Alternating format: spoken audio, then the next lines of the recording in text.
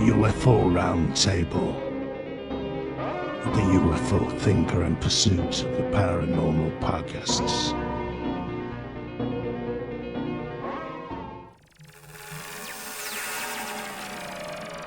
So, welcome back to the monthly roundtable discussion. I hope everyone is well out there and whatnot. So, we are back once again with Dave. How you doing, mate? Oh, I'm in good form, Frank. Ready for... I tell you what, there's so much going on, Frank. We should have a weekly roundtable, not a monthly one. God, my head's spinning, man. I know I was actually thinking earlier on you could probably do a daily show at this point and you'd have plenty to talk about, You would. Yeah. But also joining us is Ash back again, and it's been a little while since we've done a roundtable. You kind of did loads of them when I was on hiatus, and then I don't think you were on the last one. But now we are reunited. So how are you doing, Ash? Yeah, I'm glad to be back. It's good to see you guys, and I mean there's a lot to catch up on. I'm so behind with everything going on, so looking forward to seeing what's been happening. Good. I will get stuck in, and to be honest with you, it's like we've been saying there. There's that much going on at the minute that it's difficult to keep on top of it all. Really, I mean, even just today there was about 4 articles, like pretty major articles that came out, and I've not even had a chance to really to dig into any of them. It's lucky, Frank. I've read them all, mate. I don't know what's up to it. Yeah, but it's good. It's definitely what we want to see. But yeah, it's difficult to keep tabs on it all and filter the wheat from the chaff and all the rest of it. But it's better to have an abundance of wheat and chaff than to have no wheat or chaff at all, I suppose. So let's get stuck in anyway. So a big thing that's happened over the last couple of weeks is David Grusch on the Joe Rogan podcast. Now, I've not actually had a chance to talk about this yet on the show at all, but there was a lot discussed on the actual show itself. Like as most people know, Joe Rogan's podcasts are long form, so this was like 2.5 hours or so, and I'm not going to bother getting into a background on Grusch here now. I think anybody who's not aware of him already, which I think most people will be, I did some episodes on the UFO Thinker podcast where I went into some pretty in-depth detail about his background and the claims that he's making and whatnot, and very importantly, why what he's saying is so compelling given the positions that he's held in his career. And I think personally, there's a lot of that at the moment of people coming forward with information and sources or whatever it might be, whether or not they're anonymous or whether or not they're actually coming out and sort of stating the position publicly and putting the name behind it. A lot of the claims that are being actually mentioned are things that have been discussed quite a lot. And if you have a look on social media and things like that, people are saying, well, we sort of already knew that. We've known it for like 30 years or whatever. But I think the key thing, and the point I've tried to make about Grusch specifically, is that the people that are coming forward now have got verifiable backgrounds, and that is kind of what makes the difference. Obviously, that's a lot easier to discern if they actually come forward publicly and put the name behind it like Grusch has done. So, and a bit more difficult to discern whether or not it's on shaky ground if you don't have that. But the thing about Grusch is that we do, and personally, I felt like Grusch gave a really excellent account of himself. It really came across well on the Joe Rogan show. That is a pretty sort of like unbelievable composure, really, given that he was recording a podcast that he would have known was going out to tens of millions, and it's quite an impressive recall of names and dates that he's got as well. And he'd obviously done some prep to get his facts in order, which is understandable. And I think most people would if they were walking onto the Joe Rogan podcast.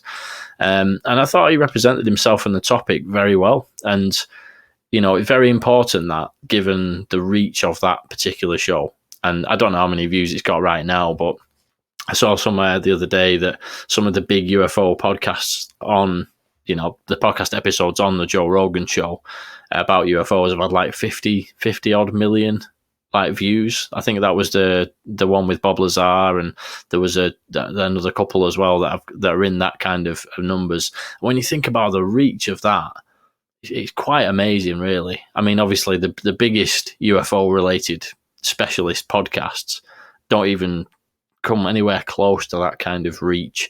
So if we're talking about somebody of that importance being on the biggest possible platform, which pretty much eclipses the reach of even like major news publications and websites and things like that.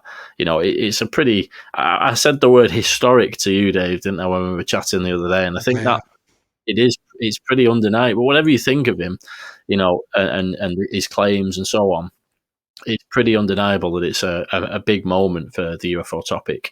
And, I think Joe Rogan deserves, obviously he's done well for himself, Joe Rogan. He doesn't need a pat on the back from me to feel good about himself. But I do think that he deserves his kind of, the appreciation for what he's done for the UFO topic. And this Grusch thing being on the show there was kind of the latest in a long line, really.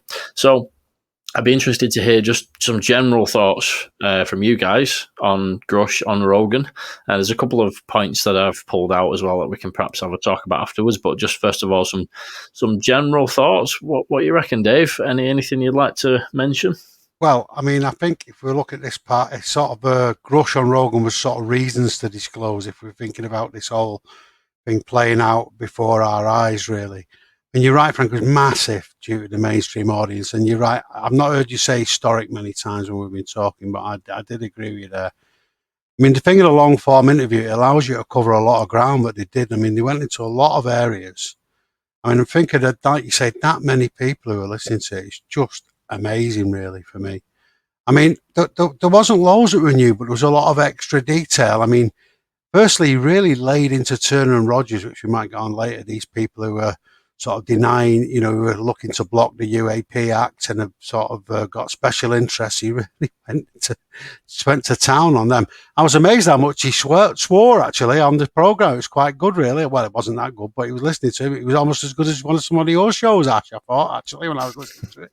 But anyway, he sort of laid into them. He talks about conversations that he'd had with Reid and the possible link to Biden, which is very significant because he was linking the president then to direct knowledge of what had gone on. He also hinted at talking to somebody at the very, very highest level. Well, I thought that could have been Obama. There's been a bit of speculation about that because he was in the White House briefing these guys. So that's quite interesting as well. He also said, I think, what was he say? Gillibrand, Rubio and the others that had top level briefings, they know. So he said a lot of very specific things. He talked about his harassment, which was really frightening, which we might come back to talk about that. The other thing, he sort of went into detail about Italy to the extent I thought there was something to that, because there's been a bit of doubt about that and whether that's a bit of a hoax. And he hinted there was earlier retrievals than that. Well, we're going back into the 20s then, or early 30s anyway. That was pretty crazy. He really went on about the Lockheed connection in some detail and linked that to Lakatsky, because Lakatsky hinted that there was some connection why RSAP started, the RSAP program, but was the one that started it off again in the early 2000s, the secret program looking at the craft. And Lockheed must have been the start to that. And there is a rumour Lockheed wanted to try and push for more disclosures so they could get more people working on the programs. He was obviously clear he crashed his career, but the other thing is, it was really interesting, he sort of confirmed, well, he did confirm, not sort of, but there was many types of different sort of beings. His first time he's really said that, he actually said there were different types of beings, which is quite interesting, and that hints at least some level of ET origin for the craft. And he sort of was talking about that, but he also said there were other origins as well. And he also, again, talked about NHI contact at a high level. So if you think about a mainstream audience having that laid out quite methodically, and I agree with you, Frank, I thought he was brilliant in the way he presented himself. He was brilliant at that congressional hearing as well, though. You could see why he was a top dog in his field, and a top performer, because he's grasped his mental command of things. He's fantastic. But yeah, I thought it, for people to be listening to all that, God knows what they must have made of it, and somebody so credible. And it again shows what a lot of the things we've been hearing over the past 30 years that we thought, well, do we dismiss this? Haven't been that far from the mark. Obviously, some things aren't, but a lot of the main core story, as it were, about these retrievals, craft, and all the rest of it, seems to be pretty on the money. So I thought it was, in terms of getting the subject out to the mainstream, it was massive, and it must have some sort of reverberation to mainstream media and to mainstream thinking. So I thought it was historic, Frank. I agree with you. Yeah, good points, and it's true about the different types of beings that he was talking about as well. I keep meaning to go back and find this bit; it keeps popping up into my head, and then I've not got around to doing it yet because it's a long interview. But there was a bit, I think, where he was saying that he spoke to a physician who would examine one of the bodies. And he was saying, I can't remember the wording he used, but he said something along the lines of he didn't know what to make of it. Which sort of, he didn't know where to start, or something like that. The physician had said that to him, and if that's the case, that would certainly suggest that, because Grusch has talked before about different morphologies, and that at least some of them would resemble humans from the way he's talked about things.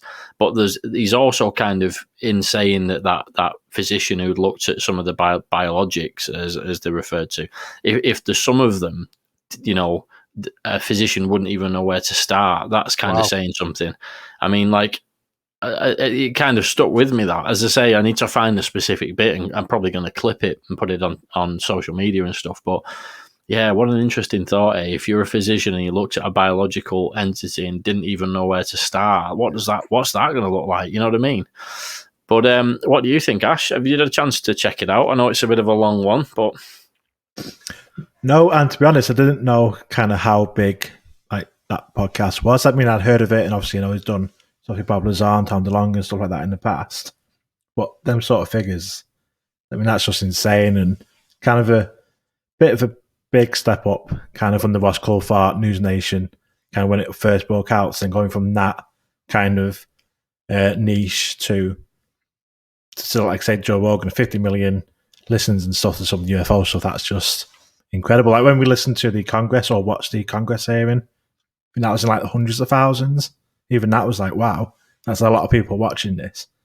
To go from that to kind of 50 odd million, tens of millions, is just, yeah, maybe that will open up a lot more to the mainstream, like Dave said.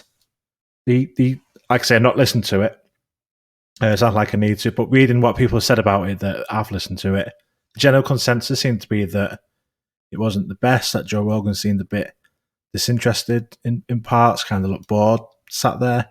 And it's obviously not seen it, so I can't really comment on that. But what he said then about the physician saying that about a body, I mean, if Grusch can back something like that up, like he says he can with names and events and stuff, like that's all we need, isn't it? Like, if he can say, yeah, these doctors, and if that doctor then comes forward or whatever to say, yeah, I worked on his body, that's it done. I mean, how can anybody ever come back from that? So looking forward to hearing more about what was said, because like I say, when I was first reading about it, like last week or whenever it was, when it came out, people didn't seem too enthused about it. It seemed to be a bit, yeah, there's nothing new. It's just old hash. Joe Rogan looked bored. So that's probably why I've not listened to it yet, just because kind of listen to other people. Though we do know what people are like on social media, especially certain factions, and certain people release stuff. There's kind of a war in factions against each other. So it's hard to know what is actually good or what isn't at the minute. Like I say, all these stories coming out daily, there's always, when you read the comments, it's just people arguing with each other rather than actually talking about the article. Talking about the person who's made the article or who's written the article or where the sources are, rather than talking about the actual information coming out. It's quite hard for people to kind of get an understanding of what's going on. It's like I say at the top of the show, because we concentrate mainly on UFO stuff in the UK, and coming to the end of the year, all our sort of work, concentrations on getting our database up to date, all this sort of stuff, so not being able to kind of follow what's been happening in the US. So the last couple of days I've been trying to catch up, and it's just insane. There's that much information, disinformation. No one's actually saying this is kind of what's happening. And so it's been hard on that point to really get a grasp of what's. But I'm interested to hear more about what was said on Rogan, by the sounds of it. Yeah, we'll go into a couple of the specific points in a sec. But I mean, from my point of view, I don't think Joe Rogan seemed bored as such. He actually seemed quite engaged. There's been a few episodes in the past where when he had Bob Lazar and Jeremy Corbell, it was very early on in the days of like the sort of like quote unquote friendship, between Jeremy Corbell and Joe Rogan. And Joe Rogan was pretty didn't mince his words with Jeremy Corbell on that one, and he was just like saying, what are you talking about, man? And like that sort of stuff, like really pushed back pretty hard. And so Joe Rogan does do that if he thinks something is kind of like BS or whatever, or on shaky ground. And he did a little bit of that with Grusch, but the impression I got was that he was quite, well, two things. The first thing was that it was clear that they'd obviously spent quite a bit of time together before the show, and they were both quite relaxed in each other's presence, which I believe Joe Rogan actually does regularly with his guests as well. They'll usually, because Joe Rogan has made an unbelievable amount of money these days, so he's got this crazy ranch in Texas where he's got like his own comedy club now, and I think when he has guests on the podcast, particularly big ones, I suppose maybe he just does it with all of them. I don't know. I'm certainly not a buddy of Joe's, but he invites them out to his ranch and they spend the night and they go for a meal and all this kind of thing. So the impression I got wasn't so much that he was bored. He was just kind of listening and taking it in. And he did push back on certain things. And like one thing that he did really good job of, I thought, was going into specifically why Grusch can't talk about certain things any further. And he really kind of, asked Grusch to elaborate on that. And I thought Grusch did a good job of explaining why he could talk about certain things and couldn't go any further on others and whatnot. But yeah, as I say, there will always be differing opinions, as you say, on social media, depending on what parts of it you look at as well. But another interesting point you made about the doctor coming forward, would it, do you think, solve like the kind of questions that people have if a doctor actually came forward and said, look, I worked on a legacy program and I've got these credentials as a medical professional and I saw a body and I can verify that it wasn't human? Do you think that would be enough to actually change people's, or would we have to literally have a picture of the body? And would that be enough? Do you know what I mean? It's like where is the line, sort of thing, that we have to cross with the certain parts of the UFO community and the wider public in order to be able to sort of finally accept and reach that sort of like disclosure moment that we talk about. Do you think a doctor coming forward would do that, or? I think it comes down again, like everything, to the proof. Because that guy on Reddit a few months ago, that claimed to have worked on the bodies, and he had all this talking about the DNA and everything that came with it, and he sounded like he knew his stuff, and I think it came out that he was kind of not quite as high level as he tried to put himself to be, and he was a fake account and all this stuff.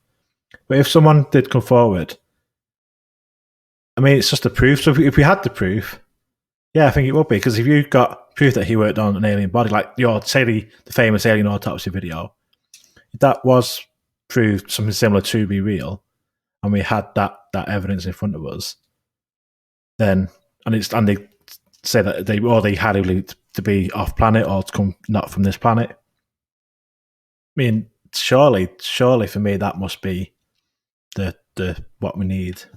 It's the providence, though, isn't it? I like all these things. It's not on if the bloke comes forward. I mean, Grusch is different to all these other people because of the confirmation he's had from the Inspector General and all the rest of it. He's got pretty high level. He's gone under oath. He's about as credentialed as you get in terms of without actually showing anything. But so I think it's just the provenance generally of all these things. Can you prove the documents right? Can you prove the video? Does the Air Force confirm it? But ultimately, it'll take an official confirmation for most people to go over it. I mean, some people, it'll never be enough. I mean, some people, by the logic they use on UFO Twitter, they wouldn't believe America existed unless they were actually standing on it. Do you know what I mean? It's some people, it doesn't matter, but it's what the mainstream thing would be. And remember, there's another psychological barrier. The general public, I think, are probably getting to, a lot of people know there's probably something to this now. But actually admitting there's something to it is quite serious for your worldview and all the rest of it. And I think people are resistant to that, until they see a big level of proof. And I think there's a certain amount of people wanting to be convinced, but not really wanting to know, or not, so the proof has got to be quite big. So I think if a doctor come for us and he works on it, he could be dead credentialed, and it wouldn't really make much difference to a lot of people. I think if you had a lot of official documents and they were confirmed, that's fine. But I think, as I say, it needs official confirmation. Most people are aware that then from a respectable source. But I think for me, for Grusch and some of these other people, clearly there's something to it because they would have denied it otherwise. But I think it'll take the providence, as I say. Sorry to repeat myself again. That's what I think it is, and we'll start grappling with this when we get nearer to the disclosure denouement, as it were, and these things do start getting official confirmation. Now, what will be enough? Is it a senior official? Is it the president? Who is it?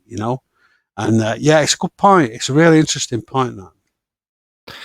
Yeah, you know what it made me think of, Ash, when you were saying about the doctor, is I think the doctor coming forward with a verifiable background in a similar way to Grusch, because again, for me, Grusch having that verifiable background and that sort of massively makes it more compelling. But if you had a doctor coming forward, I think what the key bit would be to have like data that can be presented to the public for them to be able to do their own independent analysis. Like obviously Joe Bloggs isn't going to be able to do that, but like other medical establishments around the world can perhaps access that data and then do their own analysis. And once you start seeing various ones going, oh yeah, it's clear that this isn't human or whatever, then perhaps you could get to that stage. Like something that me and Dave talk about quite a bit is ancient civilizations. And there's been recently an academic study done on Gunung Padang, which is actually scientifically peer-reviewed paper and everything like that, which has actually verified that it's way older than anybody thought. And that has actually led to various long-standing skeptics actually to come out and say, oh, yeah, all right, fair enough. This is now proved. And there's Ben from Uncharted X is doing some work on, completely transparently doing some analysis on vases from Egypt and doing all these incredibly detailed studies on these vases and the construction of them and the accuracy of the cuts and angles and things like that, and doing it in a way where, it's really quite something that perhaps, people who are in the UFO side of things can perhaps use as a model, because he's doing this, the best kind of like facilities that you can get for the analysis of these objects, and then providing all of the data like open source. I'm not sure if that's the correct term, but you know what I mean, where everything that they gather as part of their investigation is made available to the public so they can replicate those results themselves, and anyone who's got the time and energy to do it can look into it. Perhaps that's a good sort of path that we might end up going down with UFO stuff at some stage. I mean, when I watched Joe Rogan, I thought he was he didn't once question him like he's done with Corbell and like he's done with what he did with what's his name, Tom DeLonge and a few others. There didn't seem to be much doubt, but he didn't look uninterested to me. He clearly believed Grusch was credible. The comments I read were pretty good. So I think it depends. I know what you mean, though. There's always people knocking everything, and it depends where you jump on, at what point you jump on Twitter to see how things are going.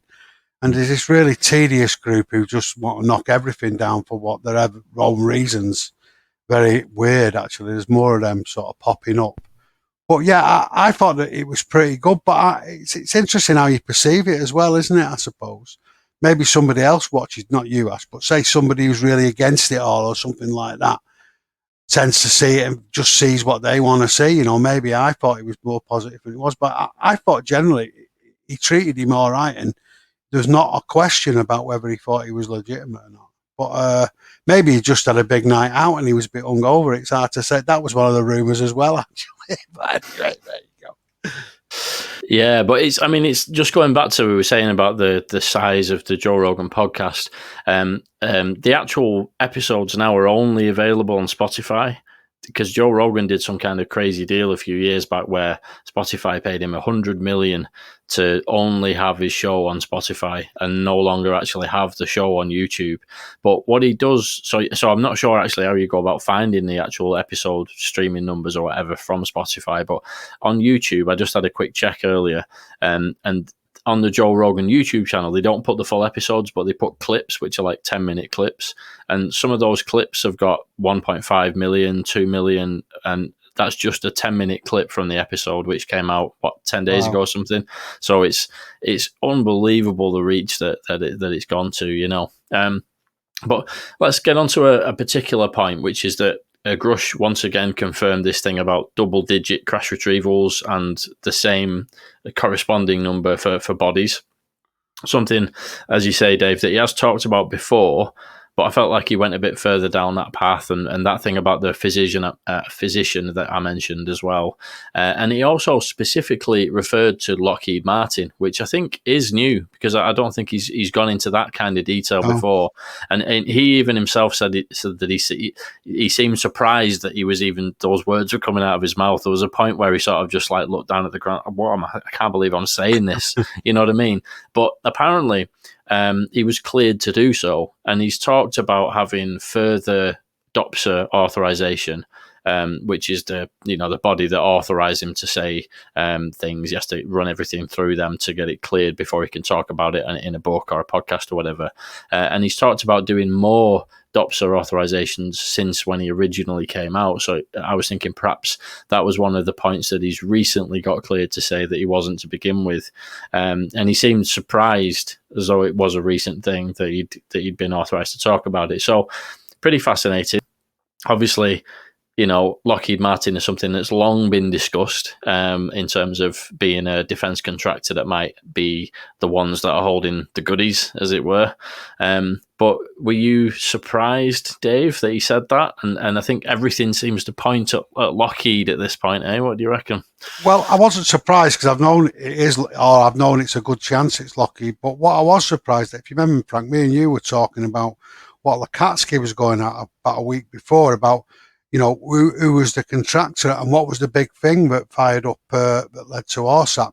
And this clearly, from what he said, Grusch, I was able to sort of see it was pretty much likely that the craft he was talking about, this craft was at Lockheed, and that was what they were trying to divest themselves of some stuff, and this was the SAP they tried to set up around the OSAP thing. Sorry, too many acronyms there, but essentially, you could see a clear trail back to what the work they were doing in the sort of noughties to try and set this stuff up. So that was really impactful to me. And I've never heard anybody so clearly say, and we might or may not, depending on time, get onto it later with this Chris Sharp article, but this talk about that apparently when they recover the craft, they go straight into the private sector straight away, big production, so there's no questions asked. So that's clearly been going on, and Lockheed themselves are very heavily implicated. Everybody thinks Admiral Wilson was speaking to Lockheed, and it's clearly not just Lockheed. There's loads of other ones, but yeah, it didn't surprise me at all. But I was surprised at his frankness, to be honest with you, Frank. Too many Franks in that sentence, but there you go. Yeah, well, frankly, I'm inclined to agree. I know you've not had a chance to check it out, Ash, but you find that surprising that there is such a clear kind of finger being pointed at Lockheed there. Like Dave said, we do know that this stuff ends up in the hands of the private contractors. That gets them out of the sort of government kind of what they have to do, the FOIAs and all this stuff they have, gives them plausible deniability. As soon as they hand it off, we don't have that, and they're not lying when they say that. With Lockheed Martin, it's always been one of the big ones with obviously Guntrop and the others, and don't think it would surprise any of us that they do have this stuff. There's a lot of people, like with that article that's come out today. It's always been said that we've got these crash retrievals, that it's in these places that these contractors have them. It kind of adds more sort of smoke to the fire, and it adds a bit more kind of credence to it, that instead of just sort of saying it and sort of us kind of believing that this is happening, with Grusch we've got that extra bit of it's all verified, he can prove it, he can say he's prove it. I'm not sure where everything's up to with the skiffs or anything like that. I'm not sure if there's been anything, I don't think there has. on that side of it. But I guess it could come out in that, and then that would be had to prove. So it wouldn't it makes sense. It wouldn't be a surprise to me or anyone really. Listening to you, Ash, talking, it reminds what I'm thinking. A lot of the stuff that's coming out now, it's like all the more dots are being joined. And you play those games where you're doing like an adventure game, and more of the map becomes apparent as you play and do the different quests. This is what this is like now. You've got different points coming up of information that are all being more joined up much more quickly. And it feels to me like the sort of forces of disclosure are sort of pushing this stuff. And Lakatsky comes out, Grusch comes out. We've got the Soul Foundation going on, other things going on. And we can see these things that would have took years earlier to be connected. I mean, even then we might not have known. Now we can sort of see some clear connections. And so it feels like there's a little bit of, I don't mean any government coordinating. I feel there's a bit of activist sort of coordination about this now. Just as you were talking, it's giving me that thought. There just seems to be a lot of new people popping up on social media, accounts, groups, apps, organisations. There seems to be a whole lot of new ones the last 12, 24 months. Are just all these new kind of things being formed that kind of all doing the same thing, all not working together, but they are kind of doing the same thing. It's weird. It is really weird to see. Yeah. One to keep an eye on as well, I suppose, isn't it? Because a lot of these new kind of groups, organisations, and things like that. I'm sure there's plenty of them that have the best intentions and are actively pushing for transparency and whatnot. But we never know exactly what the motivations are, who's funding this stuff, and there could be attempts going on as well to sort of like muddy the waters. But it's funny. There's also groups kind of that drop away and researchers and things that start to drop away. And so I know I've been around in the UFO sort of like world for a little while now, because there's been folks that have cropped up and disappeared, and we're still here looking into all of this stuff. But I think you have to be prepared to be in it for the long haul, really, don't you, with this topic. But another thing that Grusch was talking about, which is the reprisals against him. Dave, you sort of hinted at this before, and he was saying that he was actually targeted at his family home, which sounds, just really scary at the end of the day. He doesn't go into specifics because he said that there's an active investigation into it at the moment, but he does seem to suggest that there were some pretty horrific sounding intimidation tactics used against him. And he says it was multiple times as well, and it was coordinated with similar kind of things being done to other people that Grusch was working with at the time. And he says he was basically left with the message that they can get to him anytime they want to. And I sort of read between the lines there that they've gained access to the inside of his property when he was been asleep or something like that, and perhaps left a message of some type, which is definitely scary stuff. I'm hoping you've never had the MOD leaving cryptic messages in the aftermath of a UFO identified event, Ash. Hopefully we've not had that kind of reprisal against you. But yeah, that kind of thing sounds pretty scary. What do you reckon, Ash? We've had Russians turn up. That was a really, really interesting night. Really? Yeah, I won't talk about it here, but yeah, we basically turned down RT, which is like the biggest Russian news group, and then we had unnamed Russians turn up at a couple of our events following. Wow, that it's all a bit weird. I'll tell you guys the full story another time. But yeah, you mentioned during the Congress hearings about intimidation threats, and he felt like he had to kind of come forward for his safety, for his family's safety. They'd all been threatened. I guess he's probably talked about it in a bit more detail by the sounds of it on Joe Rogan. And it's just, that's why he's pushing for the sort of the no pushback kind of laws and whistleblower laws for protection.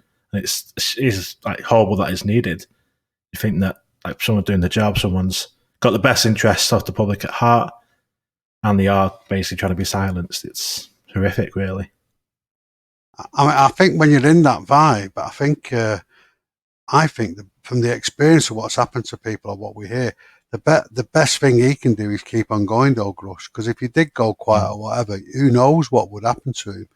He didn't. I thought at first he might have actually gone into his house and sort of stood over his bed, with guns and stuff to scare him and his wife. But he's a big lad, Grusch, and he's had combat experience. That's probably not a best idea, because I suspect he did an interview, the guy interviewed him was talking, and he said that he had a gun on his hip when he was interviewing. So he must be armed now. He must be known he must be prepared for something. So that's probably not the best tactic to go and do that sort of upfront stuff. But it sounded pretty up close and personal what they'd done. But as I say, I think that the message of that is, once you're on that road, which is a very brave road he's gone down, you've got to keep going, because if you drop below the public's radar, then you are very vulnerable. I think, I bet they'd love to do something to him to shut him up, because he really is by far the best quality person with the credentials to come forward out of any of them, and they can't lay a glove on him. So it'd be very important to, if they could, to shut him up. They'd love to do that.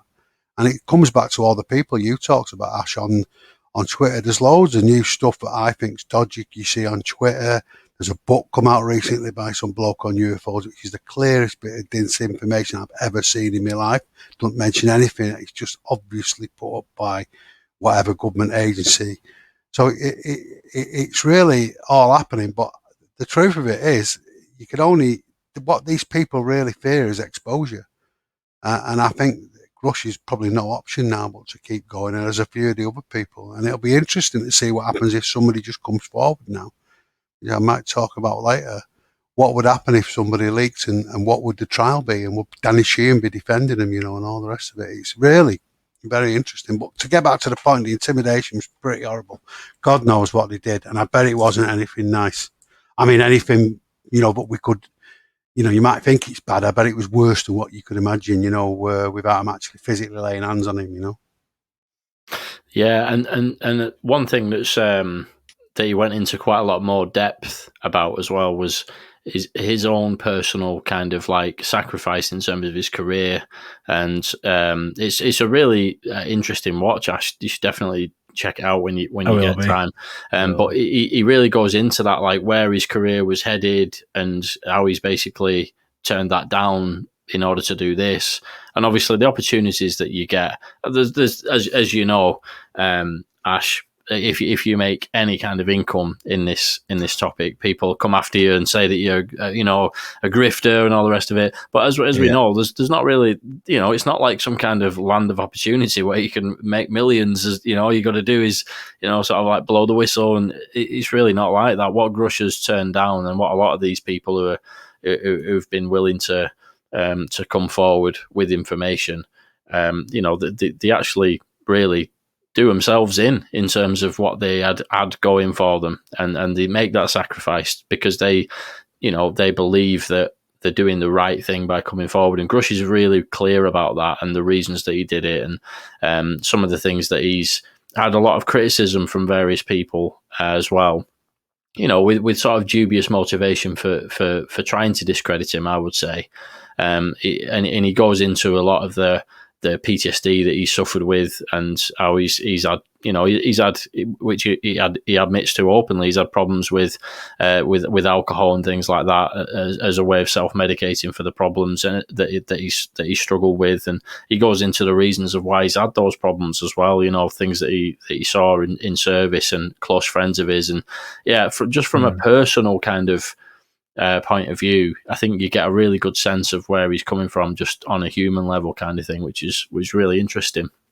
But just going back to another point that he makes, he goes into how Harry Reid told him that he was going to speak to Biden about this topic. So obviously we all know Senator Harry Reid, and he'd actually said to Grusch specifically that he was going to have a phone call with Biden.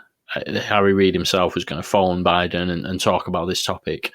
And I would assume that phone call took place, which is pretty crazy to think that, like, the actual, the current president of the US has been having phone calls with a very high level politician, the Senate Majority Leader, former Gang of Eight member, Harry Reid. I'd have loved to be a fly on the wall for that one. So what do you reckon of that, Dave? How do you think that conversation went between Harry Reid and Biden? Well, I mean, I think we must assume Obama clearly knew something from his statement, so we've got to assume Biden went.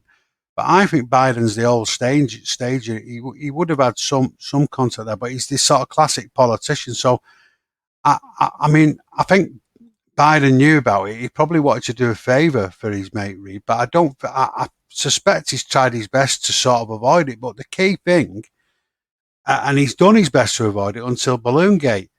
And then he realised he was looking weak as a president because he was got out with people coming in our airspace. And then he sort of connected himself through Jake Rogers saying, oh, we've got a programme. And again, I think you can see the White House connection to this, the UAP Disclosure Act. So I think the important thing for me was there was a clear link to Biden knowing about this via Reid some time ago. And that, to me, was the important thing. And I think Biden's been trying to play it on the download, but it'll be interesting to see what happens if this UAP Act passes, which looks doubtful now, or if there's any significant whistleblowing, or indeed this new article would come out, how the White House is going to react now. Because I think it could potentially be an election issue, it could be a winning issue, there's a few things going on, and they'll have to make a calculation as to whether to sort of drop it and try and bury it, or to go with it, I mean, I'm surprised Trump's not gone for this issue, because if you think about it, the courts are after him. He's trying to make the case as a massive state thing against him. This is perfect for Trump, isn't it?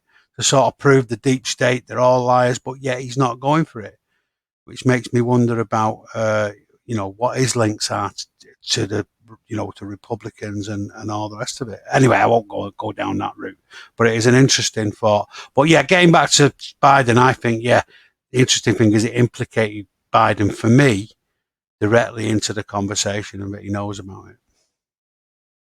it.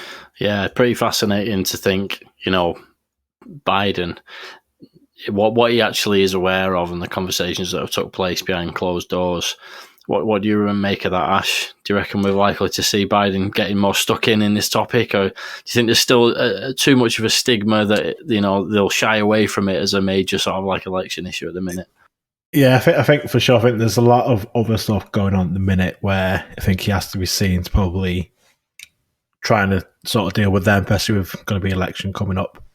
I think, is it next year or the year after? We're doing the midterms, whatever. Next year, definitely. There's always elections in America. Since there's always presidential elections every year. Next November.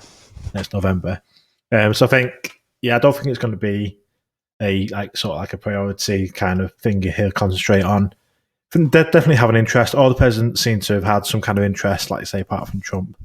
The past presidents, conspiracy theorists say Robert Kennedy was killed. Not Robert Kennedy. JFK was killed because he knew certain stuff. I'm just going to tell that's quite a big conspiracy theory. So they all do know stuff. I think whether they publicly talk about it, like I say, because of stigma, and it could just isolate them, especially in a tight kind of contest. And it could be, like say, the deciding factor that they maybe both stay away from, just to basically not take that gamble on that type of thing. Because it's big for us, a lot of views, but there's a lot of people, when you look at any comment section, when there's an article in any newspaper, the sort of general public comments are all still sort of taking the mick comments and stuff like that in America and over here. You think whether, if that is still the kind of more general perception still, then will they take that gamble to come across as the UFO president? Yeah, I do tend to agree that we're a while off seeing this as an actual sort of like key point in an election, or even something that gets brought up by a presidential candidate. At this moment, I think we're still a little bit of a way off. I mean, like I was saying, let's say there's 50 million people listen to Joe Rogan, get a full kind of dose of Grusch. You know what I mean? That's 50 million people. Out of that 50 million, only a percentage of those are actually going to absorb the information and take it on board. So let's say, for sake of argument, half of them people, 25 million, and there's how many in the US? 380 million or something like that. So it's like, really, how much, the kind of like the window has got to shift in terms of public opinion, and that stigma has got to kind of gradually be worn down. I don't think we're quite there yet. But, what is it you call it, Dave? The Overton window, is it? Yeah, it is definitely Overton window. That which is the commonly accepted political sort of differences, or the window for which opinion varies. What's the right? What's the left? What's the window of common opinion? I mean, yeah, that's exactly it. I think that it might. Context can change quite a lot. Balloongate, to refer to that again. You look how quickly that changed. It all got very serious then. Depending on what's revealed, if you can make that crossover between the fringe, between a mainstream defence issue and some definite proof, it could very quickly become an issue. And if it does become an issue, like Balloongate did, then they're all going to have to take a position on it. So I agree with you. It might not, it doesn't look likely, but I do think it can change pretty quickly depending on the political context. It also is potentially a rabbit out of the hat for a politician as well, and that's not to be underestimated. But I think you're right. I think we're a bit off that yet. But it's what is it Matt Millen said? Events, day by events. What was the thing that thwarted him? Was it the economy? Was it the foreign policy? Said events, and what he meant was things happening that you're not prepared for. And I think things happen on this UAP field that they're not prepared for, and God knows there've been a few happening recently. And it could change pretty quickly, I reckon. Yeah, definitely. So I think enough said about the Grusch on Rogan for the time being. But I honestly would say to people, if a lot of people have heard me talk about it, they've heard us talk about it on the round table. You might have seen the News Nation program where he sat down with Ross Coulthart, the various other bits and pieces. But if you've perhaps not heard that much about Grusch, or you've not seen some of them, or you've seen bits and bats, that Joe Rogan interview really is, the best kind of summary, and Grusch being able to give his own point of view. And I say it's 2.5 hours long, but actually the first hour and a half is kind of the key bit. And after that, they sort of start talking about other stuff, and like cars, and like there's one point they're talking about like a chimpanzee fishing. And, it goes a bit off onto a tangent. But the first hour and a half perhaps as well, there's no editing. So it's not as though you're getting snippets. It's literally just, Grusch sat down, just talking, giving his version of what's happened in a lot of detail. So it's really well worth, people checking out. So, so let's crack on with a couple of other bits and pieces then. So Schumer shenanigans. I like that. I wrote that on my notes earlier on. I thought I'd keep that in. So I've got a bit of a preamble to do, and I can see Dave's relocating his recording situation as I say this. So it's perfect timing. So earlier in 2023. The current Senate Majority Leader Chuck Schumer, alongside Senator Mike Rounds, brought forward this proposal, which was 64 pages in length, to basically sort of bring about the disclosure of official information on UAP to the public. It was called the Unidentified Anomalous Phenomena Disclosure Act of 2023. And the act was introduced as part of the National Defence Authorization Act, NDAA, which is every year they pass this piece of legislation that authorises all the funding for the US Armed Forces and outlines the budget and what the Department of Defence are going to be doing in terms of operations and so on. And one of the key things in this legislation was about eminent domain. It's a term that most people had never heard of and everyone's been talking about, which is the US government basically can essentially confiscate and take into their possession any UAP technologies that are revealed to exist. And another key thing was the creation of a Presidential Records Review Board, similar to basically the one that was put forward in 1992, I believe it was, related to JFK records. And in July, the Senate version of this particular bill, which included the UAP wording that I mentioned above, was actually approved in a 86-11 vote. Following that was a House vote that approved another version by a bit of a slimmer majority, but it still got through. And after each version of this bill went through, the two chambers had like a formal conference process to negotiate between the two versions of the bill, as what usually happens. However, late last week, it came out that Representatives Mike Turner and Mike Rogers were basically amongst those trying their best to eliminate or significantly change the wording in the UAP Disclosure Act during the negotiations in the NDAA conference. And these new developments, which were actually first reported by our old pal Chris Sharp of Liberation Times last week, and later picked up by various other news websites such as the Debrief and whatnot, these reports that were coming out indicated that Turner, who's the chair of the House Permanent Select Committee on Intelligence, and Rogers, who's the chair of the House Armed Services Committee, had basically got some support from Senate Minority Leader Mitch McConnell and Speaker of the House Mike Johnson. And essentially, all of this action that was taking place cast a bit of doubt as to whether this UAP Disclosure Act would actually make its way into the final version of the NDAA, which eventually gets signed into law by President Biden. And it's quite a departure, actually. The last few years, there's been a lot of discussion around these types of legislation, and they've basically sailed through with a few tweaks here and there. So I think I was kind of thinking, and the way that people were discussing it this year, that it was probably going to do that this year, and it was going to be a thing. I think we sort of, or at least I don't want to speak for everybody, but I sort of almost took it for granted that it was definitely going to happen.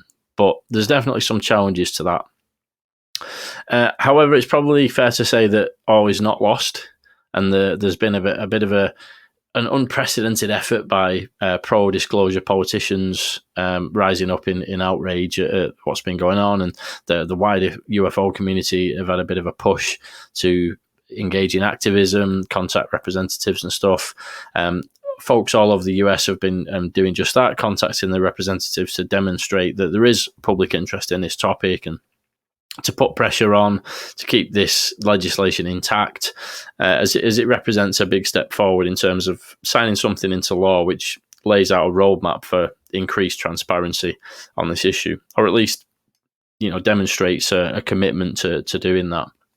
For me, the really seriously concerning thing here is that the two most outspoken individuals who are part of these recent attempts to take this legislation down are Mike Turner and Mike Rogers, as I mentioned earlier. Mike and Mike, I think Grusch described them as on Rogan. And presumably a reference to Mike and Ike. Is it the sweets that they have in the States? Anyway, Mike and Mike. And the Debrief actually published, as part of their article about this, they actually published a chart of House Armed Services Committee members with their corresponding amounts that they received from defence contractors in the 2022 election cycle. And it's really quite astonishing. Right at the top of the list, you've got Mike Rogers, who received over $300,000 that year alone. And Mike Turner is, lo and behold, in at number 5 on the list as well. And interestingly, the bottom two on that list that received the least funding from these defence contractors are Mike Gallagher and Ruben Gallego, two folks who have been very active in aggressively pursuing transparency on the issue. There seems to be a bit of a striking correlation here between those that are receiving the most funding from defence contractors, like, I don't know, maybe Lockheed and things like that. And they're totally against transparency for some reason. Can't figure out what that might be. And on the other end of the scale, those who are receiving the least funding from defence contractors are very much the most outspoken in favour of transparency. So there seems to be a pattern emerging there. What do you reckon, Dave?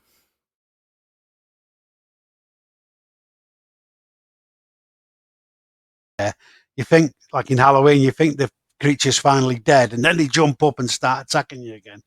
This was a bit like that, I thought. We thought the sort of anti-disclosure movement had finally been put into place, but actually they jumped up again and started to attack us like some sort of returning zombie. So, yeah, it's definitely the start of the fight back, and it's classically Thanksgiving is the time to do it, because they can do whatever they're going to do, and they're all off then for Thanksgiving. So this was a classic political ambush of that nature. Like you say, I mean, there's obviously some heavy hitters there. It's all funding related, and it's clearly from aerospace and defence funding. And Mike Johnson, the new speaker, who's rent an idiot, really, I don't think he'll last long. He got sort of hauled into it because he's sort of, some sort of puny political figure who's been cast into greatness because he was the only one who they could think of to agree on. He's been at Mitch McConnell, who presumably, when he stopped sort of staring into space, sort of snapped back into action and said, we won't stop it. So it was amazing that they managed to do this in this way. But it's quite interesting. I mean, like you said, there's no case for them. Why would they object to transparency? There's no real case for it.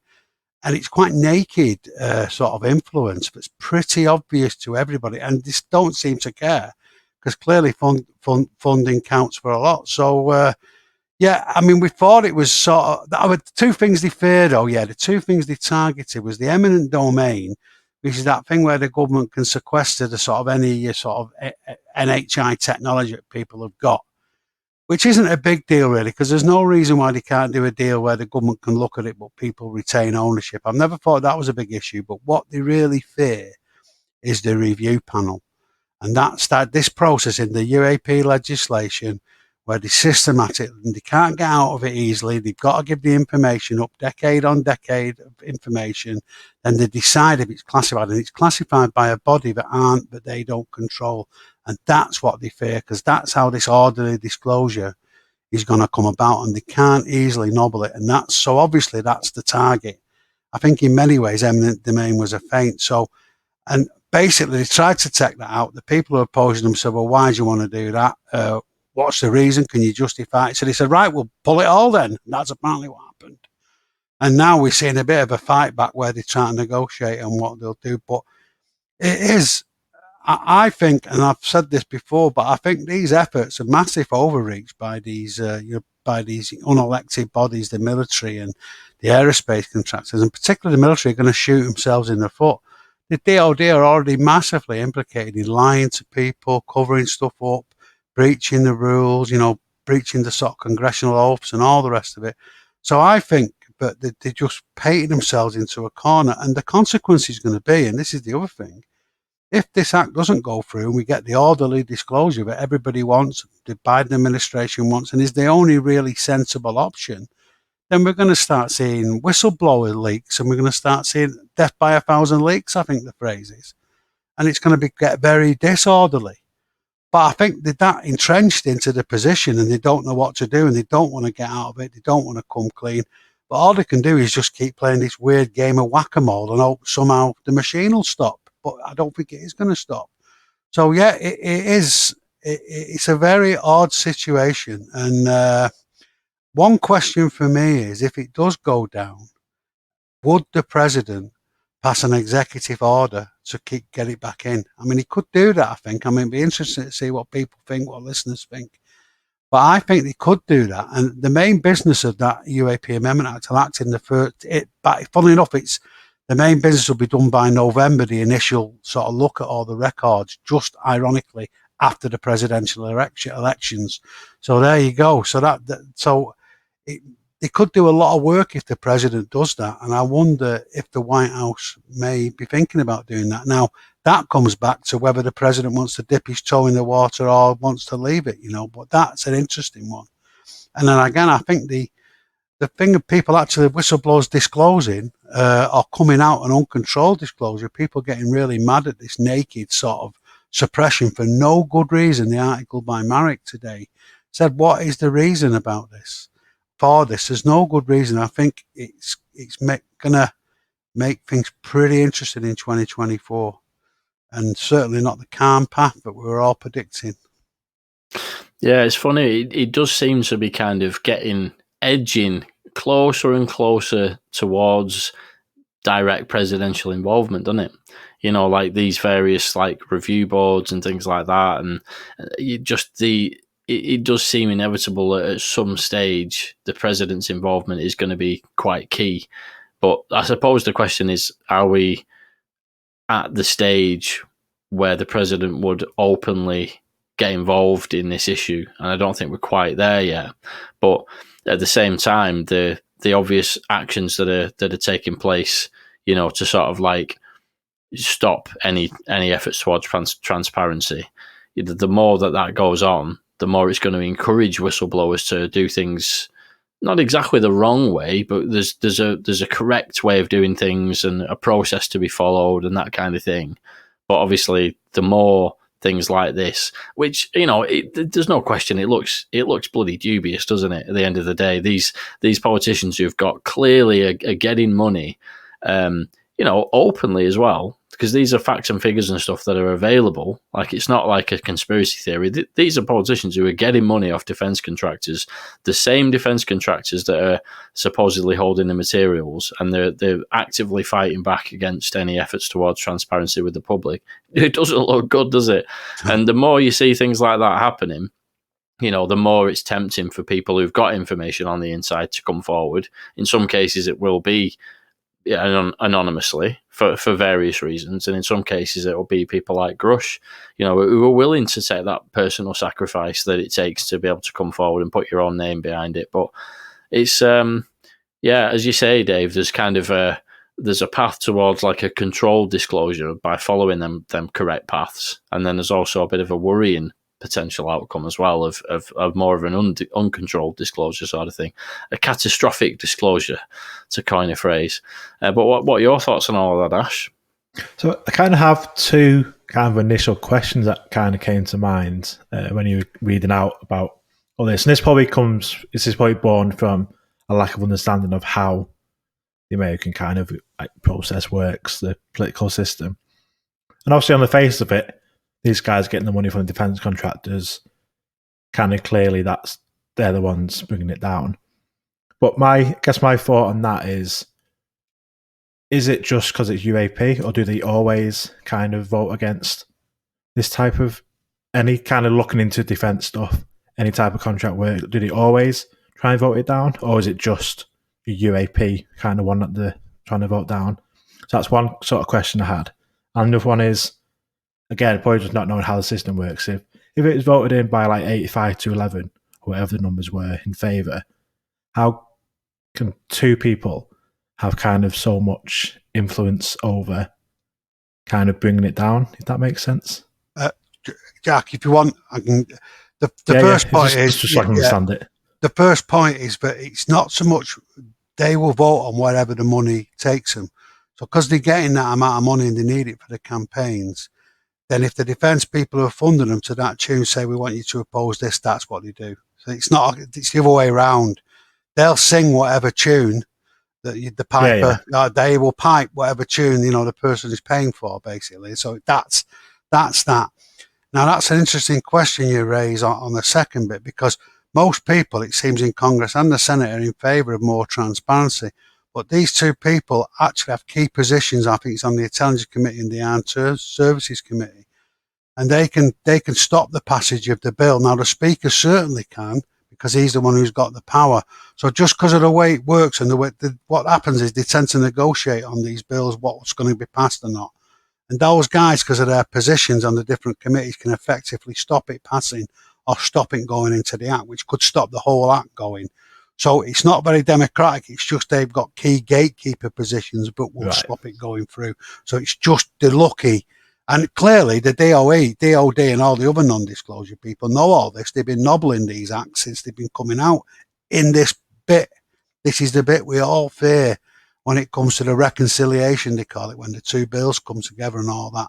This is when they put the fix in and nobble it. And they've done it on all the UAP acts. They pull various different things out, and now they're just nakedly doing it on this. This is the most naked thing we've seen, though. Well, yeah, that's essentially it. But it's a good question, because they're not only thwarting the will of the people, you might argue, they're thwarting the will of the majority of both the Senate and the Congress. And they're really sort of abusing the power. And as I say, that Speaker is just a puppet at the moment. Absolute puppet. Just to go back on the first question I was asking, it was more, the money's coming from defence contractors and they're being told to vote for this on behalf of the defence contractors, effectively. That's what's happening. But do they vote just against, or is it just try and word it properly? Are the defence contractor people just against it just because it's UAP, or do they usually vote? You usually kind of push back against this stuff whether it's any kind of defence stuff, not just UAP. No, well, normally they'll want to get the particular contract passed. They'll want more spending. They want things that benefit their business, as will the military. But in this case, they're holding on to a load of material they don't want to release.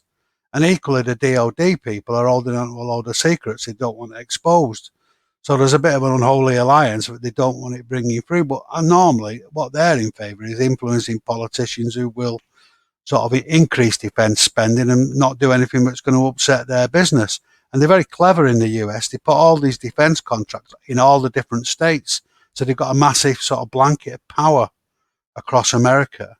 So that they've got a lot of different senatorial people of both sort of parties who've got a vested interest in defence spending. So it's a very clever and skillful operation. So does that answer your question, Ash? I'm not sure if I'm answering it right. Yeah, no, I think so. Yeah, it's basically like you've got like a group of politicians who are in charge of a key phase of passing the actual legislation as to what like the American taxpayers' money is going to be spent on with regards to defense issues in general. Like, what budget is the military going to get, and what is that exactly going to be spent on?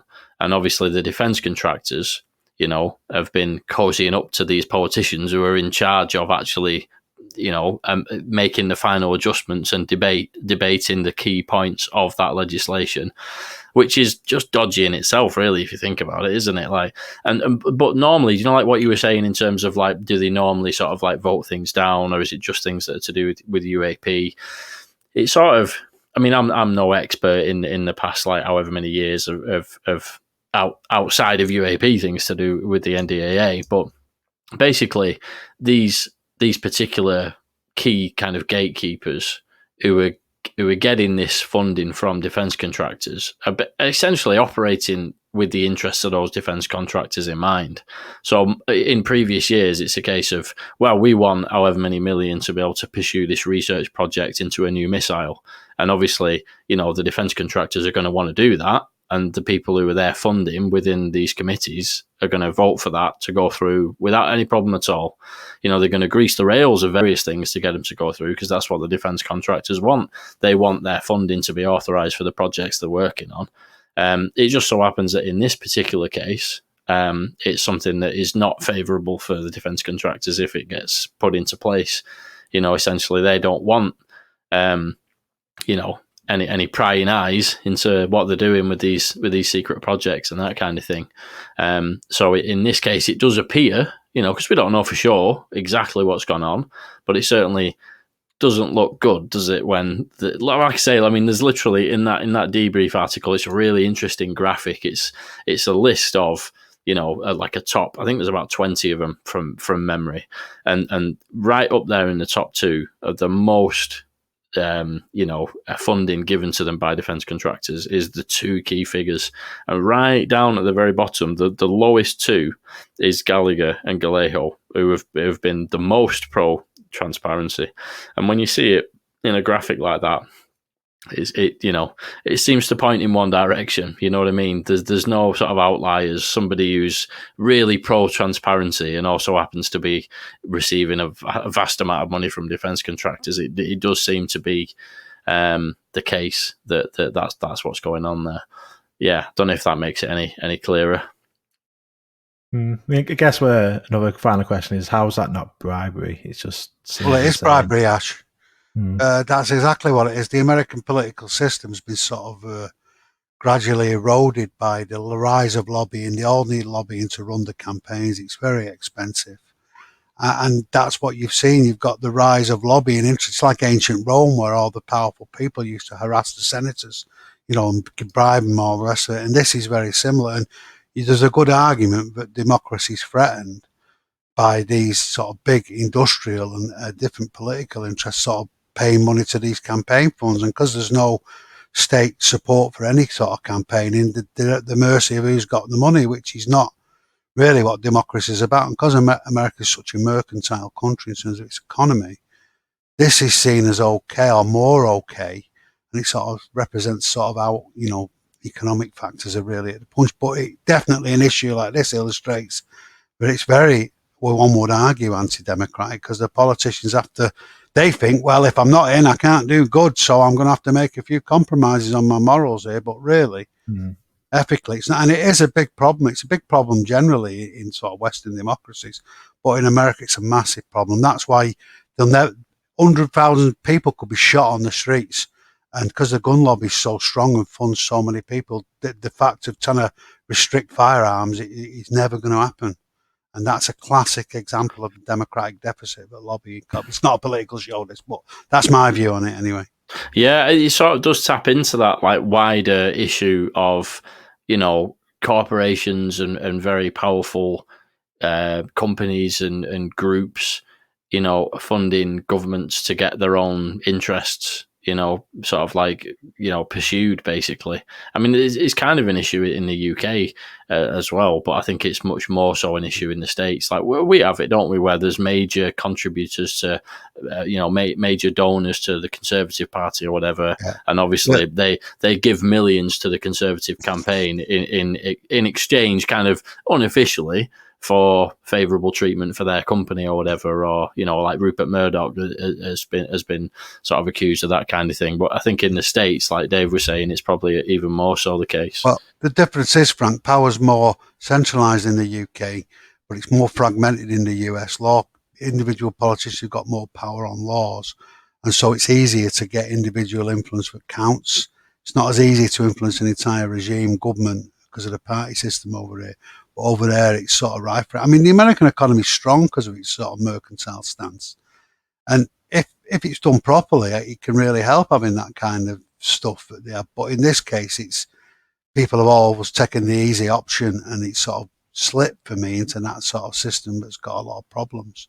So so I'm getting a little too political there, but yeah, but there's obviously some wider issues there that we've touched upon. But in this particular case, it has infringed upon the push for transparency that obviously we all want in the UFO topic, hasn't it? And we're forced to confront this that particular aspect a little bit more than perhaps what we would do normally. But but we'll see how it all plays out. But we kind of before we wrap up, I think it'd be good to get a little bit in about something that's happened just today, which it always happens, man. There must be some kind of conspiracy against us whenever we record a pod. Where something big happens that day. Well, the new Ash was back. They must have said, Ash is back today. We must launch something big.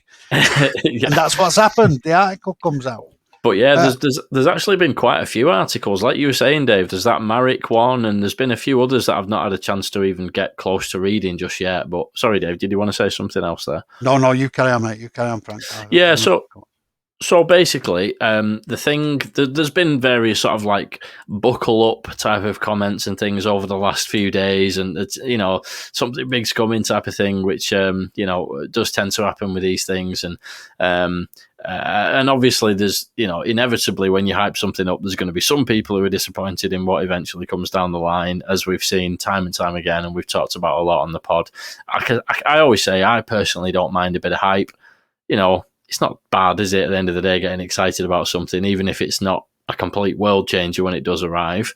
But in this case, it's quite an important article, and it's an article on the Daily Mail that's just come out just today. And this is with Chris Sharp, Josh Boswell, who have been kind of co-authors on various UAP-related articles for the Daily Mail over the last, I guess it's a couple of years now. And in this case, it was also co-authored by Matt Ford of the Good Trouble Show. Shout out to Matt Ford, a bit of a friend of the show. Top bloke, Matt. What brilliant work he's doing. Fantastic.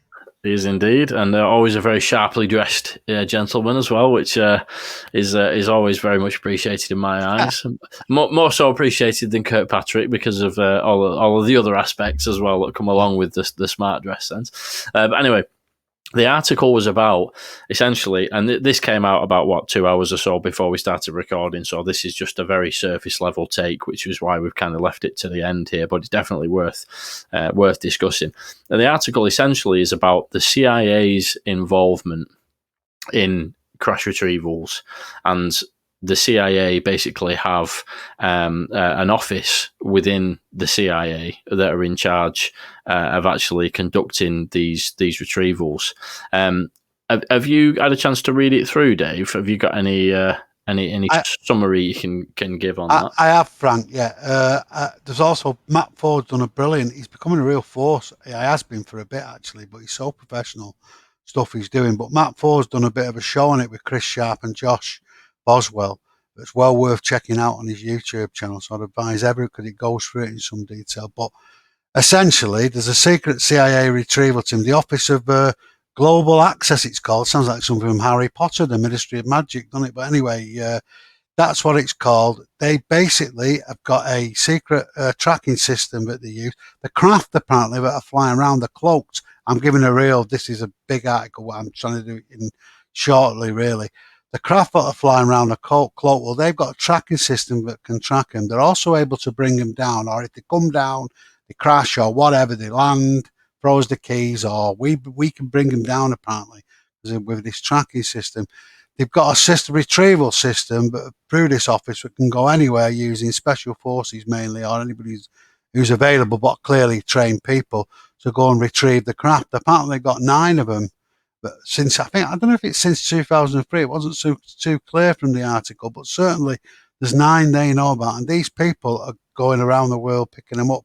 This ties into what the Canadian MP was saying about the Five Eyes and intelligence cooperation, and military's proper to retrieve them. Ties into a number of things we've heard, and it's absolutely massive, really. And it gives us this thing again of the CIA, the intelligence community, the DOE, because apparently what happens is once they pick them up, so it doesn't pass through the military, too much paperwork, apparently one source says, goes straight to private industry and straight to wherever they send them. So you've got, as I say, you've got the CIA, who we've always thought was a big player in this, even though they tried to say they're not, and it's somebody else. The DOE and the private industry, where it goes to and research on, and also the US Air Force in charge of the tracking alongside the intelligence community. So you can see all those links there, and I don't want to go into it too much, but the fact that the craft are cloaked is something we've also suspected for a long time, and they can see them, and they've got some tech to bring them down, is also quite worrying, but just shows how sophisticated this operation goes. And I think this is the first shot across the bows for this legislation being threatened. And we've had a lot of talk about they don't want control disclosure. The consequences of catastrophic disclosure could be terrible. At the Soul Foundation, at the second day, apparently it put the fear of God into everybody, what would happen with an uncontrolled disclosure, which is why the review panel in the legislation is set up how it is to consider all the things. And I think this is the first shot across the bows. And as Chris Sharp said on a show at the weekend, prepare for fireworks. There'll be other stuff than this coming out. And so I think this is the start. This is very significant. Some people have been having a go at it on Twitter, but I don't know what people want, really. This is a brilliant piece of journalism, So I think it's fantastic. And yeah, the article is very significant, and I think it'll be the first of a few.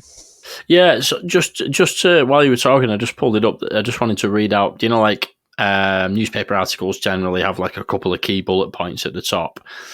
So they are the Office of Global Access, OGA, a wing of the CIA, has played a central role in collecting alien spacecraft since 2003. I have to do a double take sometimes reading sentences like that in the Daily Mail, like a major publication. It's just insane, isn't it, to think about? Absolutely. Joe Rogan's just been on, just had David Grusch on as a guest, and now I'm reading this in the Daily Mail. Is this real life? But and then the next bullet point: at least 9 non-human craft have been recovered by the US government, some wrecked from a crash and 2 completely intact. And the CIA has a system in place that can discern UFOs while they're still cloaked, and special military units are sent to salvage the wreckage, sources said. Now, on that point, the sources said bit, right? Obviously, everybody hates an anonymous source. We would all much rather it be a Dave Grusch, who's willing to actually make that personal sacrifice and all the rest of it to come out and put his name on the line. But I think it's worth bearing in mind, not everybody is in a position where they can do that, they're willing to do that. And there's a lot of complexities, I think, as well, with anybody who's had involvement in this type of stuff. It's a pretty tough line to tread kind of thing, really. And you've got everything you do, you've got to be very careful not to say too much, or you can put yourself in some very, dubious kind of legal positions and whatnot. But a lot of people criticize kind of anonymous sources in journalism, and I never really paid much attention to this kind of thing before, I guess, about 3 or 4 years ago when I started, reading more about UFOs and stuff like that. But ever since I've been interested in this topic, you start to look at other articles just on general BBC News and things like that, and you look at them in a slightly different way. And I always note now when they're talking about news stories on Sky News or BBC News or whatever, of what they're actually basing the information in the article on. And it's quite surprising how many times major articles on the BBC will base an entire article on one anonymous source. Like, key ones are anything to do with the royals, and politics is another one. And they'll just say, a source who we can't name, within the Labour Party has said that this is likely to happen over the next couple of weeks. And that's a major story on BBC News about, like, for example, Boris Johnson's going to fire somebody or something back in the day, or, Rishi Sunak's going to make an announcement about this. And they do entire articles, front page articles on the BBC News website based off a source. Interestingly as well, So what I'm saying is there is a precedent for that within journalism. It's not as though UFOs is the only subject that uses anonymous sources. It's pretty widespread amongst, journalistic practice, if you will. And the New York Times, being quite a well-known, renowned, like, reputable publication, they have a policy where certain kind of bombshell claims they won't publish unless they can back it up with an additional source. And I think, generally speaking, if you're talking about something of, particular importance, that's what they try to do, to have more than one source to verify a piece of information. And the New York Times level organizations, go out of the way to make sure they've got more than one source. And the key thing about this article is that it's actually based on 3 separate sources who are all verifying the information. So, yeah, it's not ideal to have anonymous sources. We would all prefer to have Dave Grusch coming out. But I think, like we were saying earlier on, with these very sort of dubious attempts to shut down transparency legislation and stuff, there is inevitably going to be some people who don't want to come out and put their own name behind it, but want to get the message out as to what their experience is of what's going on. And I think that's what we're seeing with this. Obviously, time will tell in terms of whether or not more information comes out. We may well see people who are willing to put their own names on the line as well. But I think with that kind of context, I think it's a pretty interesting step towards further sort of like verifying the way that crash retrievals work. It's something that backs up a lot of what Grusch has been saying and kind of gives a bit more detail about how the actual mechanics of all of that work. So I found it very interesting. As I say, I've only read it over the last couple of hours, but that's kind of my initial sort of thoughts on it. How about yourself, Ash? Because I know we didn't speak about this before recording because it literally just came out. So I don't know if you've got anything you'd like to add on that. I pretty much skim read it as we were waiting to record this because we had a bit of delay. So literally went on springing. I saw it had been published. So we had a quick skim read. I don't like to spend too much time on this particular website just so it doesn't influence my ads and stuff that comes up. But I mean, maybe my cynical head took over. I don't know. It didn't seem to be too exciting for me personally, but it does take quite a lot, to be honest. Based on UFO stuff, the anonymous sources stuff, don't have a problem with at all. We all know. I mean, these guys, they've all been vetted according to the report, and we know these guys can't kind of break NDAs or do risk kind of possible like criminal charges as well as the jobs and stuff. So yeah, totally fine with anonymous sources. It's just part and parcel of this type of stuff when you're talking about military and intelligence and stuff. It's just part of it. For me, it's the sources. It's more that this is kind of what the sources have been told rather than the sources are actually involved in it. So again, it's that other kind of step where, like similar to Grusch, where it's secondhand information being passed again. It's not the these sources aren't involved in it. It's what they've been told. So I guess it's, like I say, it's a waiting game. Not a chance to read it properly or see sort of any reactions on social media or anything yet properly. To kind of digest it a bit more. But that's my kind of initial cynical head, which always seems to take over in these things for some reason. Hey, nothing wrong with a bit of healthy cynicism, Ash. I think you're on the side of wanting to know more about UFOs, and you just tread a bit more on the cautious side, which there's nothing wrong with that, mate. Ash is back. Ash is back. You're back, Ash. You've arrived, mate. Uber cautious. We've missed you. Yeah, but I mean, I don't think there's too much more to add on it. Really, it's a developing sort of situation. Mm-hmm. This could well be the first sort of step, and if indeed what's outlined in that article is the case, it's very likely that we will hear more about it. And as I say, I think the more the pushback from the anti-disclosure kind of politicians in the States, the more that happens and the more obvious it gets, I would suggest probably more folks with direct involvement will be prompted to actually come forward with their own stories, and perhaps we'll see more first-hand kind of like witnesses as well. Because I think that's what we all want, really, isn't it? Like, we want somebody to come forward and say, ideally, put the name forward as well. It's a big ask, this, but I think what we would all like really is for somebody who actually worked on, the bodies or a craft, or at least is able somehow to actually go into specific details from a first-hand perspective of what they've seen. But I think at this point we're pretty bloody close to that, aren't we? You know what I mean? It's we're getting we're edging closer and closer to that, and we'll see how it all plays out. But I think anyone got anything else to add before we wrap it up?